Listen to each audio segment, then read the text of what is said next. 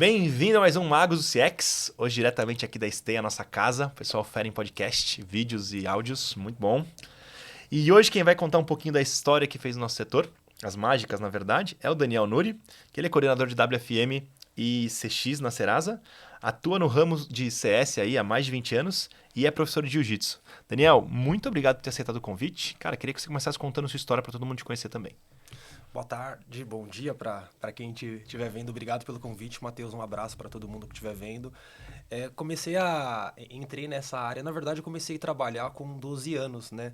Meu pai era pedreiro e eu ajudava ele, então eu era meio franzino ali, então eu ajudava mais carregando bloco, jogando telha quando ele estava colocando telhado, levando caixa de areia ali com 12 anos. Curiosidade, quando eu era nessa época, eu tenho 40 anos, né? E em época de política, os políticos eles tinham, por lei, era permitido pintar o muro. O político escrevia o nome dele, o número dele. Mas antes disso tinha que pintar o muro de branco. Então, sempre quando tinha eleição, ia lá, pintava o muro de branco com cal, né? Ficava tudo sujo de cal. É, E depois comecei a trabalhar ali com 16 anos, office boy. Acho que uma carreira que nem... uma função que nem existe mais. Trabalhava aqui em São Paulo, rodando pela cidade. E ali em 2005 eu conheci a área de atendimento. Eu lembro que no primeiro treinamento que eu tive, eu ia vender cartão de crédito e teve uma gerente que ela ministrava o treinamento. Ela falava: olha, quem entra nessa área dificilmente vai sair. O nome dela até uma citação boa, porque eu fiz carreira, conheci minha família, minha esposa eu conheci, que tô com ela há 20 anos, né? E é a Rosa que acabou dizendo isso. E ali eu fiz toda a trajetória ali no atendimento, né? Então, comecei em WFM, né? Na verdade, como atendente, fui supervisor, instrutor de treinamento, depois migrei para a área de planejamento, onde fui até especialista, depois migrei para a área de qualidade, né? Que ali transformou totalmente, porque era um cara totalmente focado ali em números, e a visão de qualidade, ela trouxe um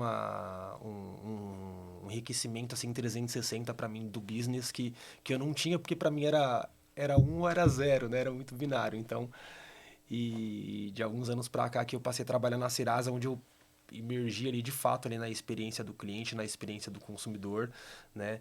E isso aí já tem ali praticamente 20 anos. Puta, muito legal. Cara, é legal de conhecer pessoas que puta, trabalham há muito tempo, né? E começaram em outras áreas assim. E como você foi construindo a carreira e uma coisa foi puxando a outra, né? Você falou, pô, daí conheci mulher, conheci esposa, tive ótimos mentores. É legal ver essa linha de crescimento. Queria começar entendendo um pouco da Serasa.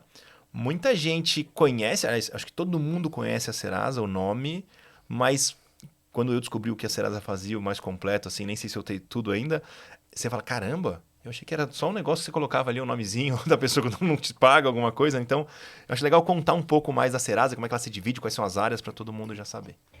Serasa hoje ela praticamente ela tem duas principais verticais de negócio, como é voltada ao B2B e outra é voltada ao B2C, que é o atendimento direto ao consumidor. Eu hoje represento a unidade de negócio que atende o consumidor direto, que atende o CPF. Mas falando um pouquinho da unidade de negócio do B2B, basicamente esse processo quando tem vários negócios, como quando uma empresa ela quer consultar o score, ou quando ela quer negativar um cliente que ela forneceu um crediário, um crédito e ele não pagou, né? Quando ela tem uma vertical de agro que ajuda a você conseguir produtores de agro melhorarem ali a sua produtividade, mas eu trabalho em ECS, que atende o consumidor, né? Então ela nasceu em 2017, principalmente com a função de limpa-nome e de score. Foi o primeiro score aberto do Brasil, que ele vai de 0 a 1000, e esse score, praticamente a maioria das empresas utilizam o score da Serasa para poder fazer avaliação de crédito. E a plataforma Limpa Nome, que ela nasceu digitalmente, ela basicamente conecta o credor com o devedor através ali da Serasa, fazendo todo esse hub. e assim nasceu a Serasa SS. Hoje ela é um ecossistema muito mais completo, né? Onde o consumidor, além de negociar suas dívidas, consultar o seu score, através do Premium você consegue bloquear a consulta do seu score, que impacta o seu score. Você consegue verificar através da Dark Web se seus dados foram vazados. Então a Serasa ela faz esse rastreamento e fornece essa informação para você. Como também através do Serasa Crédito, a Serasa também consegue conectar fornecedores de crédito, seja cartão de crédito, seja empréstimo, com o consumidor. Então ela vai fechando todo o ecossistema financeiro. Com o próprio Minhas Contas, o consumidor ele consegue baixar os boletos, pagar os boletos através dentro do próprio site da Serasa. Aliás, ele consegue fechar o acordo do Limpa Nome e fazer o pagamento sem sair do próprio site ou dentro do próprio app da Serasa, né? E agora com o lançamento de Serasa Seguro, Serasa Assistência, então vai fornecendo todo o ecossistema financeiro, além de ter uma plataforma de educação financeira que chama Serasa Ensina, que está no YouTube, que ela tem uma audiência fantástica, mais de 200 milhões de visualizações, que realmente o propósito da Serasa é fornecer educação financeira das pessoas. Então é fazer com que o brasileiro ele tenha de novo acesso ao crédito, né? A gente tem um lema lá que a gente fala crédito para todos. Então, proporcionar essa conexão para que a pessoa limpe o nome com um desconto que muitas vezes é bacana que ela não teria numa situação normal, né? E acabam fomentando isso durante o ano todo, mas existem principalmente o que se tornou famoso, acho que uma marca ali da Serasa, né, Feirão Limpa Nome, todo mundo já ouviu falar do Feirão Limpa Nome, que fomenta muito forte essa questão de limpar realmente o nome, porque a gente fala assim, o nome é muito importante pra gente. Quem já teve o nome sujo e colocou a cabeça no travesseiro depois que limpou o nome pra dormir, foi muito mais tranquilo, né? Então ela conecta todo esse ecossistema para privilegiar, para proporcionar ao consumidor realmente que ele tenha o nome limpo, mas que ele tenha uma vida financeira saudável, não só para ele limpar o nome e fornecer um crédito depois, mas como ele utilizar isso. Então, aconselho, se você não tem o app da Serasa, baixa, você vai consultar o seu score. Se você tiver dúvida de como melhorar a sua educação financeira, acesse o YouTube, o canal Serasa Ensina tem conteúdos fantásticos. E é tão fantástico que tem 200 milhões de visualizações, né? Então, todo brasileiro, pelo menos um brasileiro já entrou lá uma vez. Não, eu mesmo já entrei, inclusive acabei de entrar aqui por curiosidade, e eu estou vendo que eu tenho uma dívida de R$ 31 com alguém que eu não faço ideia quem seja. Mas enfim, é legal conseguir rapidamente ver, que é isso, né? E até contestar a empresa se não for, enfim. E aí a questão é, a Serasa ela tem uma inteligência ali por trás, vamos dizer, gigantesca, só que ela usa a mesma informação para todo mundo, só que ela adotou uma política de não, peraí, consumidor final eu vou adotar com um jeito, com um portal, e o consumidor B2B, tem o pequeno, o médio, o grande, ou até o próprio pessoa que revende esses dados, né? Usa esses dados para vender uma outra plataforma ali de score, vocês atendem de forma diferente, ou seja, a Serasa é uma coisa única, mas por ter tanta informação, ela vai quebrando de acordo com o público e não mais pelo produto. Tem um produto, quem quiser usar, usa. Não, eu entendo que eu tenho um produto, que ele é super complexo, super completo, deixa eu envelopar ele de um jeito certo para vender para cada público. Eu acho que isso que é um pouco dessa divisão do B2B para o B2C, né? É essa divisão, né? A gente colocar especialistas em B2B para poder também não só promover educação financeira para a pessoa física, mas também para que essa pessoa jurídica ela tenha uma segurança de poder vender e abrir aquele crédito para essa pessoa física. Então hoje os empresários, seja pequeno, médio e grandes empresas, elas têm condições de avaliar realmente o mercado de crédito para elas conseguirem reduzir a inadimplência, para conseguir fechar e aumentar o seu negócio. Então, e a gente traz essa visão de B2C numa outra plataforma com uma especialidade voltada para o B2C, exatamente para conseguir fazer essa roda, esse ecossistema girar. A pessoa não tem crédito, ela passa a limpar o nome dela, ela passa a ter crédito e ela passa a entrar nessa roda do B2B, que é onde ele consegue consultar o crédito dela aqui e aí as engrenagens elas começam a rodar de maneira síncrona. Legal, legal. E aí eu queria entender um pouco, para você explicar um pouco o que é o WFM, para quem não conhece, e aonde e como é que essa estrutura, não precisa detalhar tanto, mas essa estrutura macro aí na área de vocês do B2C, como é que vocês dividem, né? A estrutura de CX, a estrutura de atendimento, como é que ela se divide, aonde vocês estão encaixados nessa macroestrutura também? Basicamente, o WFM, eu costumo falar que a tradução literal dele é gerenciamento de força de trabalho, mas basicamente é você colocar as pessoas certas, no local certo, no horário que o cliente ou o consumidor quer ser atendido. Então, todo mundo aqui é consumidor, todo mundo é cliente, todo mundo já precisou entrar em contato com um banco ou com alguma outra empresa de serviço, precisou fazer um check-in no aeroporto, não deu certo, precisou entrar em contato com a companhia aérea, e às vezes a gente liga ou entra em contato, seja através do chat, independente do canal.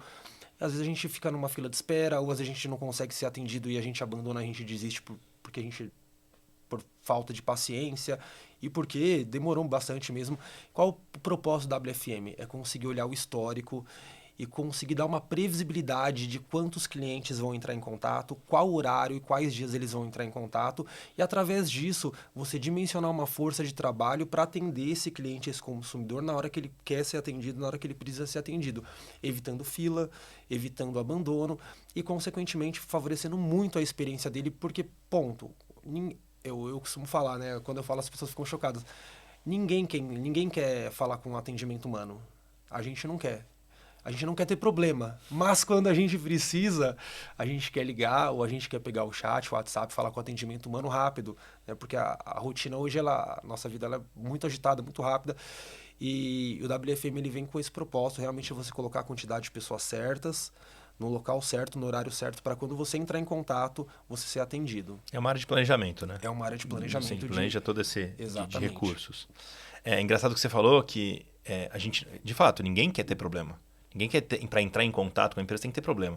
Mas eu acho também que quando você tem um problema com uma empresa e você consegue resolver de forma rápida, você fala, caramba, beleza, impossível não falhar. Todo mundo vai falhar.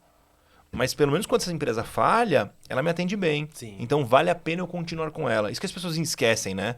A gente tem muito, e é normal ter o atendimento como custo, mas se esquece que isso aí pode fidelizar muito o cliente. Pô, comprei, gostei do produto, uma hora ele falhou, mas quando ele falhou, rapidamente me ajudou. Foi super fácil de resolver. Até um problema meu, muitas vezes, do consumidor mesmo, né?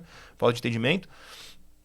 Então é esse que eu acho que é o grande lance aí do seu trabalho. E como é que essa área se estrutura? Como é que vocês estruturam toda a área de atendimento ali? Como é que ela é dividida? Quais são as sub-áreas que vocês têm?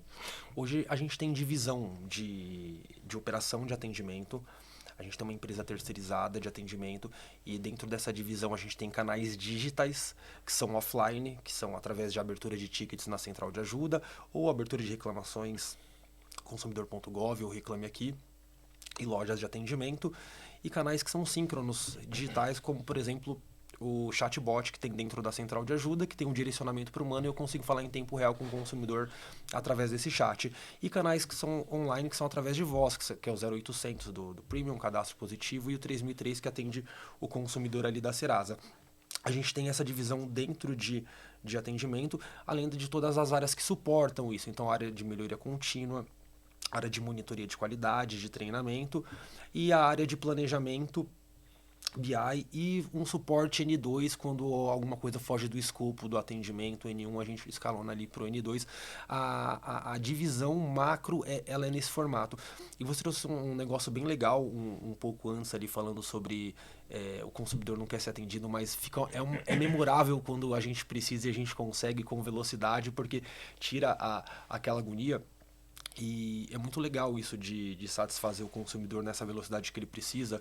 Tem aquele livro A Pergunta Definitiva 2.0, que é o cara da Bem que fundou o NPS lá, né? Que fundou o NPS. E ele Incrível. fala, e na parte da metodologia, mais na parte final do livro, ele fala ali do fechamento do ciclo, né? E apesar de não estar diretamente conectado ali com o atendimento, mas a gente tem esse processo de fechamento do ciclo, a gente tem uma célula lá que é de atendimento, que chama a Fantástica Fábrica de Promotores, onde a gente entra em contato com 100% dos detratores para escutar e traz um negócio legal. Independente da jornada que ele transitou ali, seja produto, seja ele tentou se autenticar e não conseguiu, seja ele não teve uma resposta legal no atendimento, mas toda a devolutiva que a gente faz para ele, a gente consegue reverter 80% desses consumidores detratores em promotores, porque eles ficam realmente surpresos. Pô, os caras estão me ligando de verdade.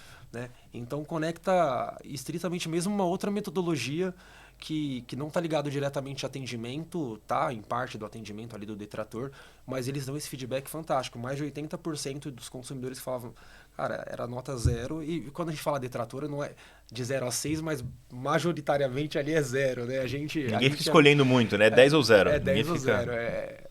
98% estão nessas Sim. polaridades. E esse feedback é muito importante que eles dão pra gente. Eu não esperava que vocês entrassem em contato com a gente, eles ficam realmente eufóricos, assim, é muito bacana essa conexão do atendimento com a qualidade. Não, legal. E esse gancho me faz pensar uma outra coisa. Se vocês têm essa preocupação em rechamar o cliente, a sua área que faz o planejamento também, você consegue olhar para o passado. Mas eu imagino que tenho certeza, né, que tem um monte de ações acontecendo, tanto de novos canais, automações, melhoria de processo, melhoria de produto, que vem acontecendo aqui no meio do caminho e que vai impactar na demanda, seja para mais ou para menos. Como é que a sua área de planejamento fica sabendo de tudo que está acontecendo e vocês conseguem, hoje é possível usar essa informação e falar, puta, vai ter um aumento aqui porque vai ter uma campanha, ou vai ter uma queda aqui porque aquele problema que era 50% dos chamados foi resolvido agora. Como é que é essa relação da informação assim? Matheus, bem legal essa pergunta. Tem um amigo meu que ele fala que a comunicação é a causa raiz das causas raízes, né? A gente sempre está numa fomentação de comunicação, um desenvolvimento constante. Então, hoje na Serasa a gente atingiu um grau de maturidade ali muito legal, onde eu participo do Strategy Plan de todas as áreas de produtos. Então, eu tenho visibilidade do cronograma de lançamento de cada produto, de como vai ser as fases de rollout. Então, nenhum produto hoje ou nenhuma feature que vai mexer grandemente com o consumidor é lançado sem eu estar sabendo, sem eu e meu time, tanto o time de planejamento, melhoria contínua e operação participarem, né? Então, por exemplo, vai ter o lançamento de quando, por exemplo, eu falei Serasa Seguros, quando fez o lançamento eu soube, eu acompanhei, tanto do ponto de vista de lançamento de produto na plataforma, mas às vezes o produto é lançado e estrategicamente a movimentação de marketing ele vem no período que é depois, ou vem no período que é antes.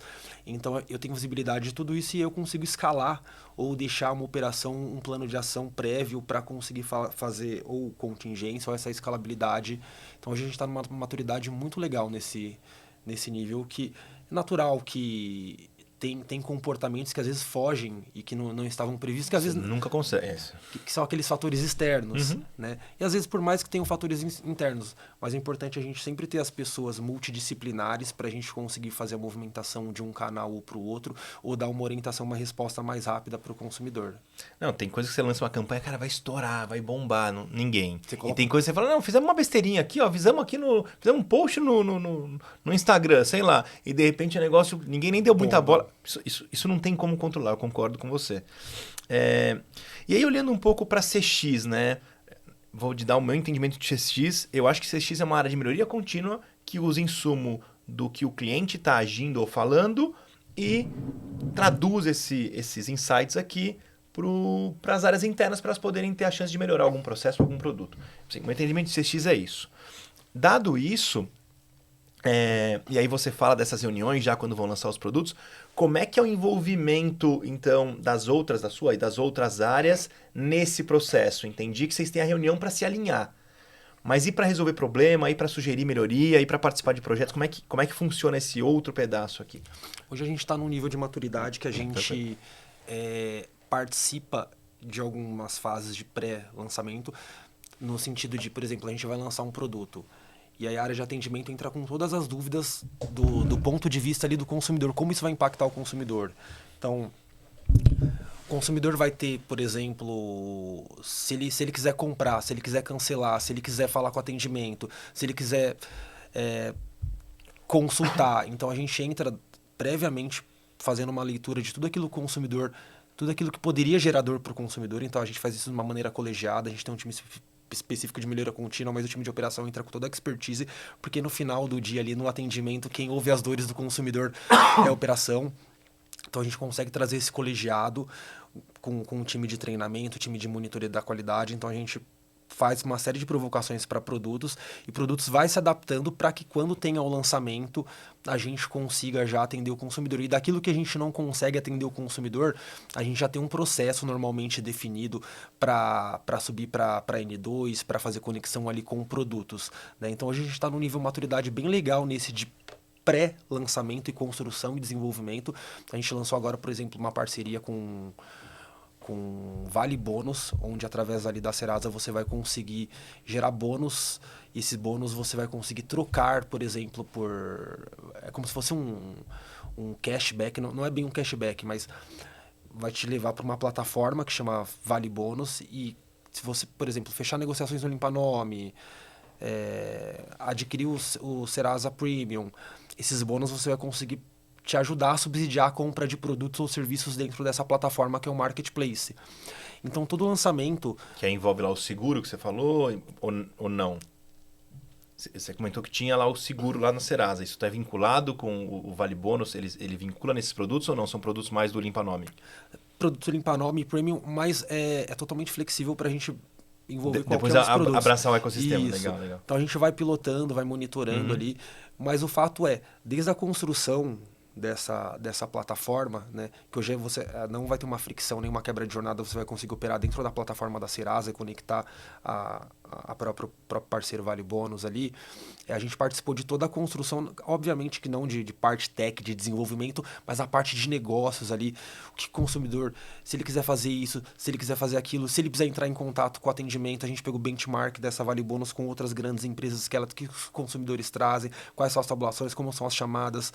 Então a gente conseguiu criar um processo voltado não só para o atendimento, mas também para a experiência do consumidor ali dentro do app. Natural que sempre vai ter melhoria, né? E por mais que a gente tenha uma comunidade de usuários que a gente teste e valida com ele antes, é uma comunidade que é amostral, porque quando a gente estende isso para 100% do público, vão ter problemas que a gente não havia identificado.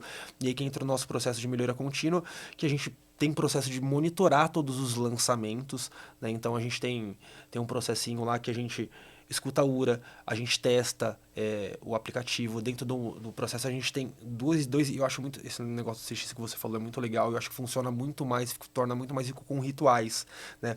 E rituais, então a gente tem, por exemplo, o Wiki User, onde um colegiado muito grande ali de 40 a 60 pessoas de funcionários da Serasa das mais diversas áreas, a gente perde todo o nosso acesso da Serasa, a gente tem o cadastro excluído, a gente tem o premium excluído, e a gente pega devices, a gente entra numa sala, faz um war room lá e pega devices que são mais populares, que não é o S25, não é o S24, não é um iPhone, que normalmente que as pessoas teriam problema com aqueles devices.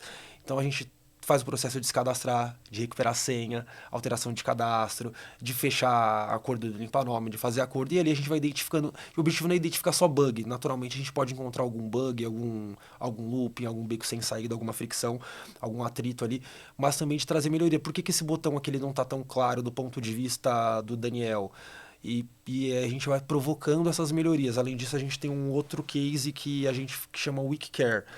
Esse é o mesmo propósito da Wiki User, só que essa a gente chama 100% das pessoas da Serasa para ir para o atendimento, para sentar do lado do operador com aquele bom e velho carrapato, para escutar de fato a dor que o consumidor está falando, né? Porque uma coisa é eu me colocar no local do consumidor e eu experimentar o que ele está experimentando, mas eu vou dar o feedback baseado na minha ótica, não na ótica dele. E aí quando a gente vai ouvir o consumidor de fato ali, e aí são mais de 1.000 pessoas que escutam, ficam no mínimo 1 hora ali escutando chamadas, desde o vice-presidente e cascateando até todas as áreas, e a gente gera insumos, planos de ação, e ali sai um war room gigante que a gente vai melhorando a experiência do consumidor.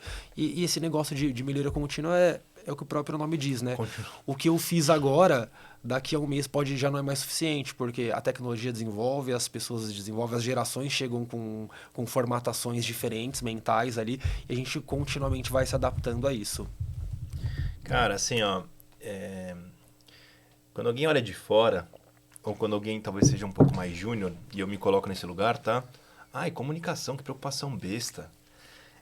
É incrível como é fundamental ter esse negócio da comunicação. É incrível como a gente tem muita facilidade de ter empatia com o que a gente vê. Então, se eu trabalho do lado do Daniel e estou vendo o Daniel se ferrar trabalhando até tarde, eu vou ter empatia por ele. Pô, galera, dá uma folga pro Daniel, ou deixa esse processo demorar 3 dias em vez de um, coitado. É muito fácil eu ter empatia pelo Daniel. É que eu não tô vendo os 1.000 pessoas, 10.000 pessoas, não importa quantas mil pessoas, na outra pronta sofrendo isso. Eu não vejo. Então você colocar a galera ali no carrapato todo mês e colocar o pessoal para fazer teste toda semana. E aí uma coisa sobre o teste toda semana, né? Teve um app que os caras lá atrás foram lançar e o cara era obcecado pelo processo de login. Acho que o CEO da empresa ele falou assim, cara, ninguém pode ter dor para fazer login. Ele pegou os engenheiros dele e todo dia ele tirava o cadastro de todo mundo. Todo dia. Derrubava o cadastro. Então, os engenheiros tinham que fazer. E aí, engenheiro é preguiçoso, entre aspas, daquele sentido de... Cara, fazer um projeto novo, manda bala que eu quero fazer. Fazer a mesma coisa todo dia, eu acho um saco. Então, quanto mais eu puder automatizar isso, mais eu vou fazer. Então, com esse movimento, ele conseguiu lá criar os melhores processos de login que podiam na época, por conta de deixar os caras irritados de ter que fazer um login muito extenso e coisa que não precisava. Então, muito legal esse lance que vocês estão fazendo. E aí vem gente de todas as áreas. Vem gente do corporativo, vem gente até do B2B fazer para ajudar nesses 40 pessoas da Wiki aí que vocês fazem? Da WikiCare, que é quando nós fazemos os carrapatos, aí vem gente de toda a Serasa, do B2B. Porque, quer queira ou não, está conectado. O produto que eu vendo para o B2B, ele está conectado com o Score, está conectado com o É o que a gente falou lá atrás, né? É tudo uma coisa só, perfeito. E a gente consegue encontrar conexões e eles dão serve de feedback importantes ali para o B2B, mas eles também, da óptica deles, que a gente não tem essa visão, eles trazem contribuições muito importantes. Legal. E o outro de pegar os devices, todo mundo ficar sem acesso, como é que é? Aí também vem gente da empresa inteira. Vem gente da empresa inteira, de todas as áreas, de atendimento, de finanças, de desenvolvimento, o cara de TI. Então, e a gente fomenta muito a gente ser heavy user, né? A gente hoje tem ali a Serasa, a base da Serasa hoje cadastradas, as pessoas que pegaram o app, se cadastraram, foram no site, se cadastraram, são quase 100 milhões de pessoas. Metade do Brasil. Praticamente quase todo brasileiro adulto, financeiramente tem isso, né? Metade do Brasil. Ele tá ali. E mais uma coisa, a pessoa estar cadastrada, porque o processo da Serasa é diferente de um Itaú, de um Nubank, que você quase todos os dias entra para olhar o saldo da sua conta ou para fazer alguma transferência.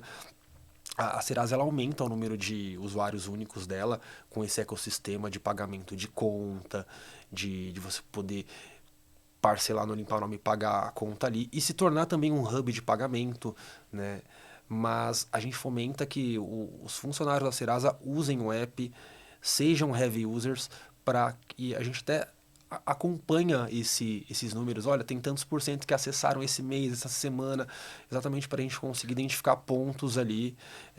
E são rituais assim, é a comunicação. A gente tem que ser redundante, a gente tem que ser incansável para pedir e tem que colocar esses rituais em prática. Ou seja, se de fato tem alguém olhando para ver se o time interno está de fato usando. É legal. Isso parece, de novo, também... São coisas que parecem besteira, que parece firulinha, mas que faz uma diferença absurda no longo tempo. Assim, a gente implementou um processo na empresa que é toda sexta-feira, todo mundo que atende algum cliente tem que olhar lá 50 chamados, tem que fazer alguma análise, explicar por que escolheu aquele filtrou daquele jeito, o que olhou e o que tirou de insight. Cara, demora 2 minutos para a pessoa apresentar, ela vai fazer isso em 1 hora no máximo, na semana dela, mas ela fazendo constantemente como o produto fica melhor ao longo do tempo. Porque, encontrei essas 2 besteirinhas, encontrei mais essas 3. Isso aqui impacta 10 chamados, isso aqui impacta 50, isso aqui 100, e aí você vai ao longo do tempo, somando isso durante anos e anos, como isso dá um ganho produtivo, né? Aquele pequenos esforçozinhos, né? Que vão levar ao resultado. Muito bacana. O que me leva a uma questão de diretoria. Como é que a Serasa... Vocês estão na área de atendimento, mas qual que é a diretoria dessa área? Tem mais áreas lá dentro? O CX está aqui dentro junto? Que sub-áreas estão nessa diretoria? Como é que vocês dividiram isso? Que até agora eu fiquei curioso.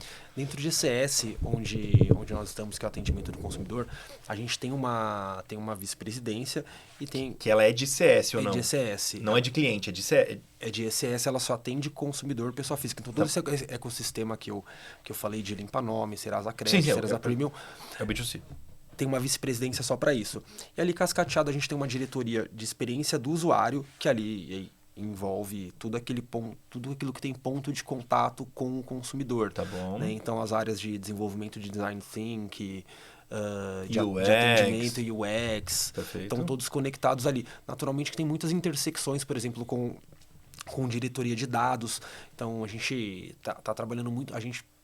é uma maior data tech do Brasil, a Serasa, hoje. E então a gente tem muito fomento, tem uma área de dados muito forte. Então, com isso, e a gente surfando ali na IA generativa, então a gente consegue intersecções com a área de dados, né, para poder dar subsídio para a gente de dados, para a gente conseguir fazer leituras nas outras diretorias de experiência do usuário, para a gente conseguir fomentar ali com o consumidor, com o cliente. Mas tem um TVP, tem diretoria de usabilidade, vamos chamar assim, e quais são as outras que tem? E tem diretoria de TI, diretoria de dados e diretoria de marketing, e dentro de marketing cascateia outras coisas ali. Legal. E quando você fala de dados, de novo, né, posso estar errado aqui, mas estou olhando para trás, estou pensando que a Serasa tem um motorzão gigantesco lá. Toda aquela coisa, inclusive, que vocês fazem coisa para o agro, até de tanto dado que tem ali. Beleza. Dados vêm dali ou tem uma camada acima que é, beleza, tem os dados, o core da empresa ali, o grande oráculo da empresa, mas aí tem uma camada em cima que vai atender só essa área com dados específicos para dar insight para esse cara. Não é o cara que vai mexer no dado bruto, mas ele vai dar insight para essas áreas aqui. É isso, então. Você tem uma divisão de essa área de dados funciona só para vocês, não funciona para a companhia inteira. A área de dados funciona dentro de ECS, tem uma área de dados voltada só para ECS, que aí ela tem um papel todo de engenharia ali, de coletar os dados, de fazer toda a estruturação, de fazer as criptografias para toda aquela questão de segurança de dados e também democratizar o dado, respeitando toda a LGPD para que as pessoas tenham acesso. Então, todas as áreas elas conseguem saber quantos consumidores logaram, quantos consumidores têm cadastro, quantos transacionaram, geraram receita, quantas chamadas foram atendidas, e a área de dados que ela acaba construindo, dando esses insumos para as outras áreas consumirem dela. Perfeito, perfeito. E você contou um pouco ali de IA generativa, queria entender o que vocês já descobriram, tanto de coisa que dá para resolver muito e coisas que, achei que dava mais, mas não dá. Queria um case aí, depois a gente fala um pouco das tecnologias que vocês estão usando no atendimento, mas vamos nesse primeiro ponto. Tá bem hypado esse tema, sim, né? Sim. Hoje, IA generativa é o hype ali do momento, e a gente tá surfando nisso. A gente já viu que a gente ouviu bastante coisa, a gente ouve todo mundo falar de agente, de IA generativa, de automatização, e de fato tem bastante coisa acontecendo, mas a gente está construindo o nosso grande case, né? A gente ainda não viu um case para o nosso público que fosse fantástico. A gente está construindo alguns cases. Então hoje, por exemplo, o nosso chatbot, que ele está dentro do WhatsApp e também está dentro da central de ajuda, que é o mesmo motor cognitivo que alimenta os dois, apesar de canais diferentes, para a gente dar a opção do consumidor, a gente abre mais canais para dar a opção dele escolher. E dentro desse chatbot, a gente já tem algumas jornadas que gradativamente a gente está construindo, que ela tem IA generativa. Então, por exemplo, hoje a gente está desenvolvendo para o limpa-nome, você consegue fechar uma negociação através do WhatsApp, por exemplo. A gente está desenvolvendo uma questão de IA generativa para poder conversar com maior fluidez com o consumidor, basicamente não ser uma árvore de decisão ali, consequentemente aumentar ali as taxas de conversão, mas também falar a linguagem do consumidor. E dentro desse próprio WhatsApp, você consegue fazer consulta ao seu score, e através daí ela consegue te explicar as variações que você tem do score de uma maneira mais próxima que o humano entenderia, sem uma linguagem mais técnica. O que isso fomenta ali, né? O que isso melhora? Evita do consumidor ter a necessidade de entrar de querer falar com o humano, aquilo que a gente falou lá no começo. Eu quero entender meu score, porque o score não é um produto que você compra, o que você vende. Não, tem lá o seu score, se é 700. Por que não é melhor? Por que tá, né? Por que ele baixou? Por que ele subiu? Então eu consigo dar uma explicação através de IA. Muito importante, a generativa, você tem que ter dados, né? Você tem que ter dados para você consumir. Você pode ter a melhor plataforma do mundo, você pode ter os melhores engenheiros de prompt, engenheiros de IA, mas se você tiver uma base de dados robusta para ele consultar e trazer, então a gente tem essa base de dados e a gente consegue, mais uma vez, respeitando a LGPD, mas se aproximar a linguagem do consumidor e aquilo, melhoria contínua, né? A gente vai... ela está dando uma resposta que poderia ser melhor, a gente vai alimentando, vai ensinando ela. E além disso, a gente tem outros 2 cases que a gente está construindo. Processo de monitoria de voz do consumidor, né? Normalmente a gente tem monitores de qualidade que amostralmente, hoje a gente já tem de 1,5 milhão de consumidores por ano. Imagina, eu precisaria de 200 pessoas por mês para monitorar e trazer insights de cada um desses atendimentos. Então, através de amostra, a gente A gente tem, naturalmente, que a gente tabula todos os atendimentos, mas a tabulação em si, ele não traz a voz do consumidor. E a gente fez um case bem legal, a gente fez uma POC com um parceiro nosso, onde ele pega toda a voz do consumidor, ele transcreve os áudios em voz, ele segmenta, ele pega tudo que o consumidor fala em central de ajuda, Reclame Aqui, consumidor.gov, comentários de NPS e qualquer outra plataforma que eu consiga embedar ali, lojas de aplicativo, e ele traz segmentado ali o que o consumidor está falando para a gente numa riqueza muito alta. E eu fiz um exercício, eu li no mês de junho, eu li 1.500 comentários aproximadamente das lojas de aplicativo, e aí eu segmentei eles e classifiquei e gerei um resumo, qual é a voz do consumidor, o que ele está falando nas lojas de aplicativo, e comparei, foi incrível que ele trouxe assim com uma acuidade fantástica. Então a gente está implementando o que isso vai trazer de ganho, né? Eu vou dar escalabilidade para ouvir esses 1,5 milhão de consumidores no ano e, consequentemente, trazer aqueles pequenos pontos na experiência ou nas jornadas que às vezes afetava 1.500, 10 mil consumidores. E a gente fala assim, 10 mil parece bastante. Quando você olha dentro do ecossistema Serasa, é 0, nada por cento, mas eu vou conseguir colocar uma ação que vai melhorar a experiência desses 10 mil consumidores e fazendo isso agora em massa e com IA generativa. Legal. E ficou muito legal esse case. Assim, eu realmente, quando chegou, eu falei, cara, será? Vamos testar? Meu, foi incrível, Matheus. Legal. E dentro da companhia, o que você testou, que você ouviu história lá dentro, teve alguma coisa que fala, não, puta, eu acho... Porque é isso, né? Muito de teste. Eu acho que dá certo. Testa, puta, ficou legal, show de bola, funcionou. Mas eu tenho certeza, não sei se lá dentro ou não, mas que tem coisas que a gente... eu acho que dá pra fazer. Aí você coloca... não foi, ou ainda não teve uma dessa. Algumas vocês acharam que podia funcionar e não, ou ainda não ficou, não evoluiu tão bem assim. A gente sempre fala assim, a gente pode errar, mas tem que errar rápido, né, para corrigir rápido e não custar caro. Então, naturalmente, a gente faz exercícios e principalmente quando a gente faz um lançamento, a gente faz com um público menor e normalmente esse público são os funcionários da Serasa, que a gente vai lá e faz o teste, identifica que tem algum problema de experiência e a gente vai lá e faz o rollback. Não, quando eu digo assim, não precisa nem ser para experiência no atendimento. Pode ser, a gente achei que tinha uma base de dados, eu achei que eu ia tirar a informação tal, rodamos uma base e a informação que veio não funcionou. Não sei, algum case nesse tipo. Ou ainda não teve nada que testou. Não precisa ser diretamente para o consumidor, não precisa ser um produto. Alguma coisa interna mesmo. Eu ia automatizar uns Excels que tinha lá dentro e não conseguimos, sei lá. A gente sempre tem, assim, a gente tem uma base de dados com vários locais, assim. E a gente sempre tenta automatizar, melhorar os processos, principalmente para fomentar ali para todas as áreas. E pode ser que aconteça, a gente tentou uma conexão, não deu certo. Mas de maneira geral, assim, quando acontece alguma coisa nesse sentido, a gente busca a ajuda ali do time de dados e eles conseguem nos ajudar. Resolver. Mas a minha curiosidade é mais sobre a IA, né? Eu queria, quando a gente começa a falar de IA, é legal saber tudo que está sendo feito, que caminhos estão funcionando bem, que caminhos estão funcionando médio, que então um limite está aqui. É mais para entender se tatear onde funciona ou não, mas ficou claro, tranquilo. E tem outros cases, você falou de 2 super legais, não sei se tem algum outro para contar, eu adorei esses 2 que você falou, mas tem algum outro case que vocês fizeram lá dentro de sucesso, assim, de outras implantações ou de outros produtos que foram testados ali no time interno ou que, enfim, passou pelo comitê? O caso de sucesso aí para dividir? A gente tem alguns, tem 2 que a gente acabou de implantar e está funcionando super legal, tá?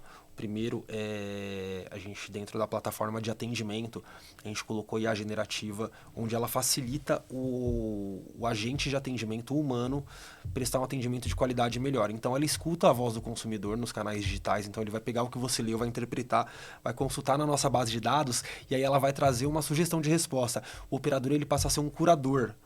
Ele valida se aquilo faz sentido e aí ele te responde. O que isso dá? Isso dá mais qualidade ao atendimento. Então, como é atendimento digital, seja chat, seja através de e-mail, você vai conseguir ter respostas mais assertivas.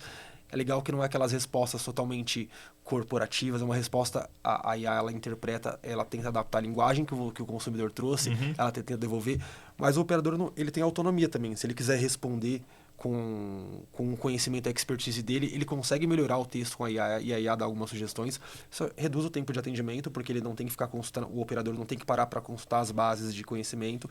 Então isso reduz o meu TMA, reduzindo o meu TMA eu consigo atender mais consumidores, né? Então é um case já bem legal que está dando muito certo, está com uma assertividade bem alta, assim. Uhum. O operador, como curador, tem poucas coisas que ele tem que ajustar ali, através do próprio Copilot que tem dentro da ferramenta de atendimento que a gente tem, que é a Zendesk. Uhum. E eu falei aqui do Copilot e do Auto Assist, né?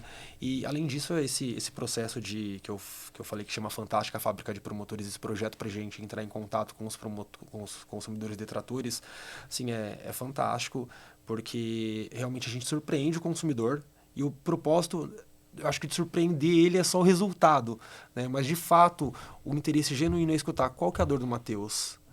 Eu consigo resolver agora?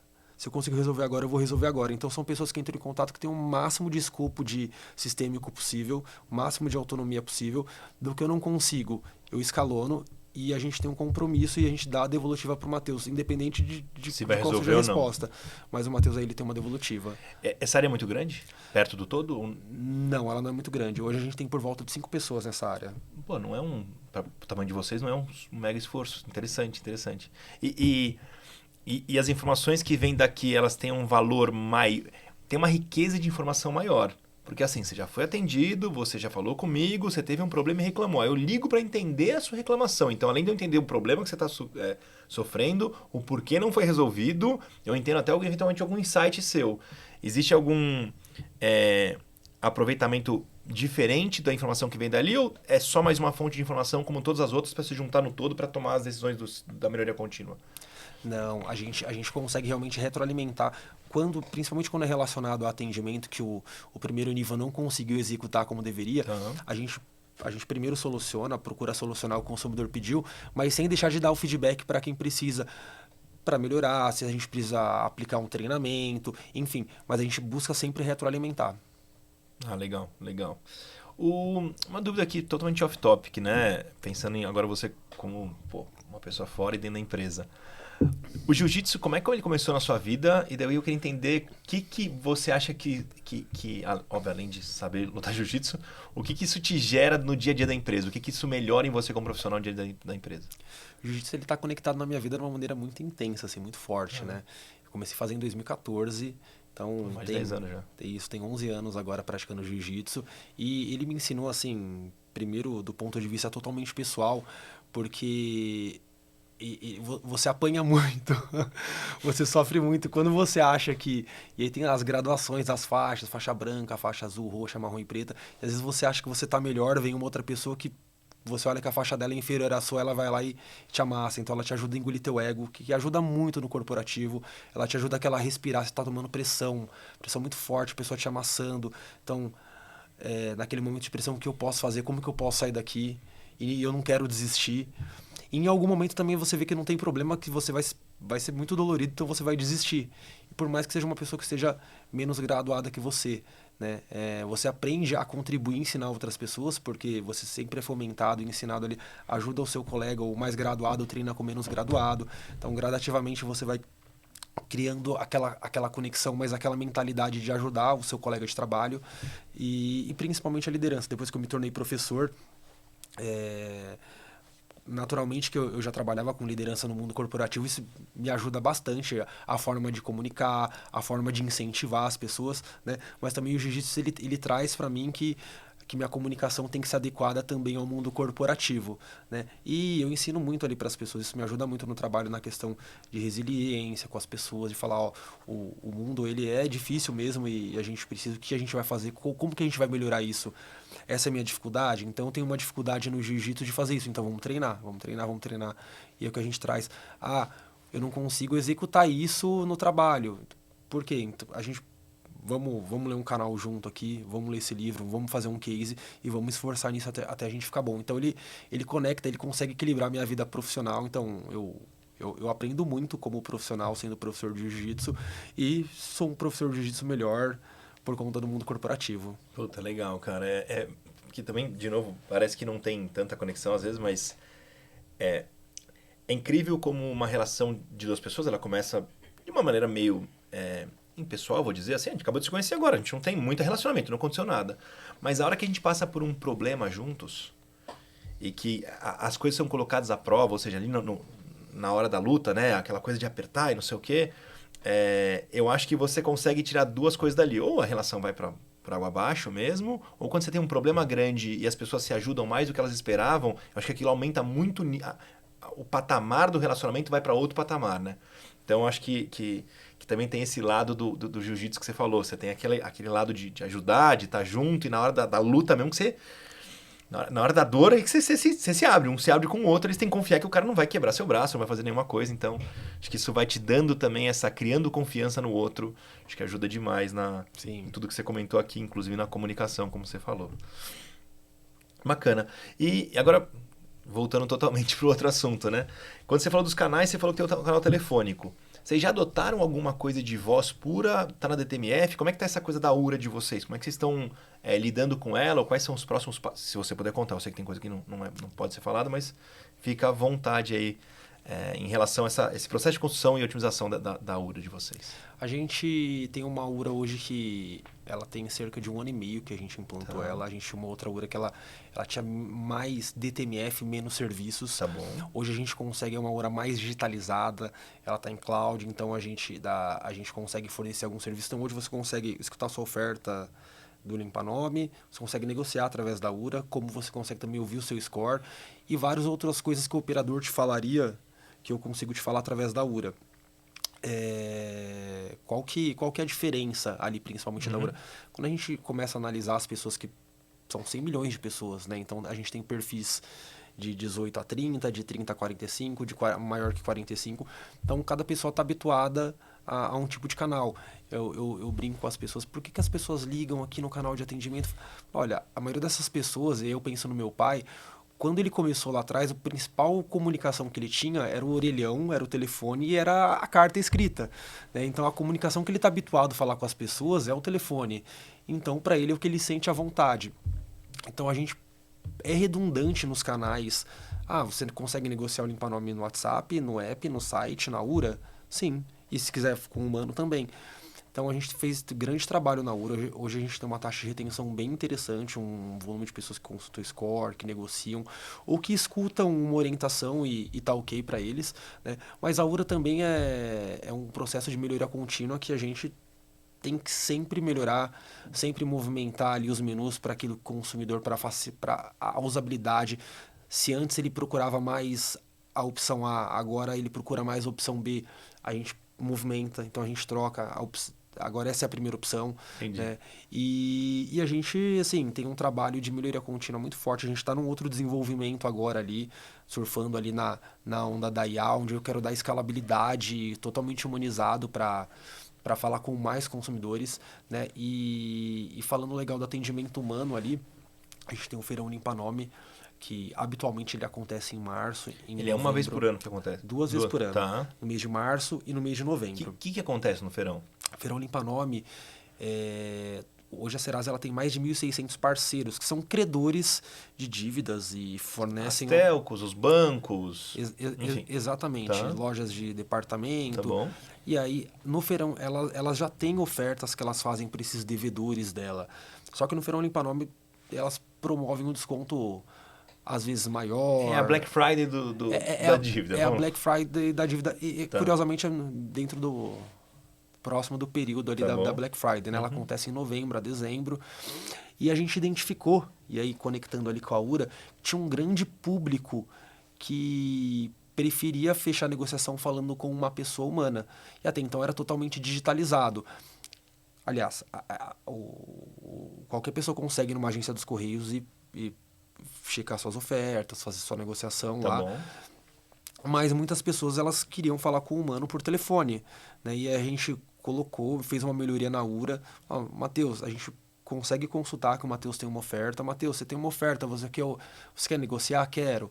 E aí a gente manda para o atendimento humano. E aí, através dentro dessa melhoria da URA que a gente identificou. O consumidor estava dizendo isso nas pesquisas que a gente fazia, quando a gente faz pesquisa que a Serasa fazia com os consumidores, a área de marketing ou o próprio Google, na parceria com o Google, a gente identificou que tinha uma série de consumidores, milhões de consumidores que queriam negociar ligando por telefone e falando com o humano. Então, no Feirão 0800, a gente proporciona uma escala maior de pessoas, então a gente contrata um monte de pessoa e aí a gente fornece um 0800, eles entram em contato com a gente. Uma melhoria dentro da própria URA, ouvindo o consumidor num período sazonal que ele quer falar com o humano. Tá. Naturalmente que no resto do ano ele consegue fazer a mesma negociação, mas a escalabilidade, já conectando com o WFM agora, a gente consegue fazer maior. E a gente está surfando ali na onda da IA, logo mais a gente vai ter novidade bem legal para o consumidor ali, para ele conseguir... E aí a gente vai conseguir escalar assim... de uma maneira fantástica. E de fato, as negociações no humano nesse período são relevantes. São relevantes. São relevantes. A gente teve milhares e milhares de consumidores ali que o cara quer, é isso, ele quer pagar, ele vê no portal, tal, escuta na URA e ele quer falar com alguém. Ele quer falar com o humano. Para ter a firmeza de que eu... Exageradamente, assim, a maioria das pessoas que entram em contato, eles já consultaram o app, mas eles querem falar com o humano. Tá bom. Ah, vocês conseguiram já cruzar esse dado, que esse cara entrou no app... E aí ele liga pra... Ele verbaliza pra gente, eu tô olhando aqui a oferta, é isso aqui? Falei, é... E aí, normalmente ele já olhou e ele já fala isso pra gente. É incrível. Mas ele tem a necessidade de falar com o humano e aí a gente adapta e a gente proporciona isso pra ele. E fecha. Não, tá bom, fecha. Então vou pagar. Cara, que doideira. Isso que é maluco. A gente pode criar 1000 hipóteses só no dia a dia que a gente vai ver a coisa acontecendo de fato. É a mesma coisa nos feirões das tendas, né? Nos meses de novembro e março a gente faz tendas em algumas capitais do país. Bom. E o consumidor que ele vai na tenda, ele já está com a oferta no app. A grande maioria ele já sabe qual é a oferta que ele tem. Mas ele tem preferência de ir lá fisicamente. E é um outro perfil, né? Não é um perfil de 18 a 30, sim. É um perfil mais próximo da minha idade ou da idade do meu pai, assim. Mas eles querem falar com uma pessoa humana. Ou seja, ele procura onde atenda, ele marca um horário para ir lá, marca na cabeça dele, né? Fala, pô, vou lá, pego o app, ó, tá aqui, eu quero fazer. Que legal. Isso aí. Que legal. E, cara, você falou, deu um spoilerzinho aí de uma mudança que vai vir na URA, então, tudo. Que outras... Esquecendo um pouco agora da Serasa, né? Tô perguntando você como profissional. O que você vê de futuro? Pode ser nesse mercado da parte da cobrança, pode ser na parte de receptivo, assim. O que você vê de grande mudança que vai acontecer? É um reforço do que já está acontecendo agora? Você acha que vai escalar muito a tecnologia? Ela vai ser muito escalada? O que você está vendo aí como futuro? Eu digo para 5 anos para frente. Acho que vai ter bastante mudança do que a gente vê hoje. Tá. Eu não acredito que não vai ter mais atendimento humano, tá? Mas eu acredito que a tecnologia vai ajudar muito, principalmente com a hiperpersonalização, onde de fato a gente vai conseguir conectar através de todo o ecossistema de dados e te dar o que você quer, como você quer, quando você quer. E a IA vai ajudar muito isso nessa personalização, porque o que a gente tinha até hoje era uma personalização baseada em segmentos. Vou segmentar as pessoas aqui, vou segmentar as pessoas aqui e assim por diante. Só que tem uma interseção nessa segmentação que não necessariamente naquela jornada era o que você queria. E aí ela vai conseguir trazer isso com grande velocidade. E assim, a tecnologia ela vai ajudar muito isso. A gente acho que está muito embrionário que a gente está vindo de IA ainda, mas apesar de estar embrionário, ela está numa velocidade alucinada, assim.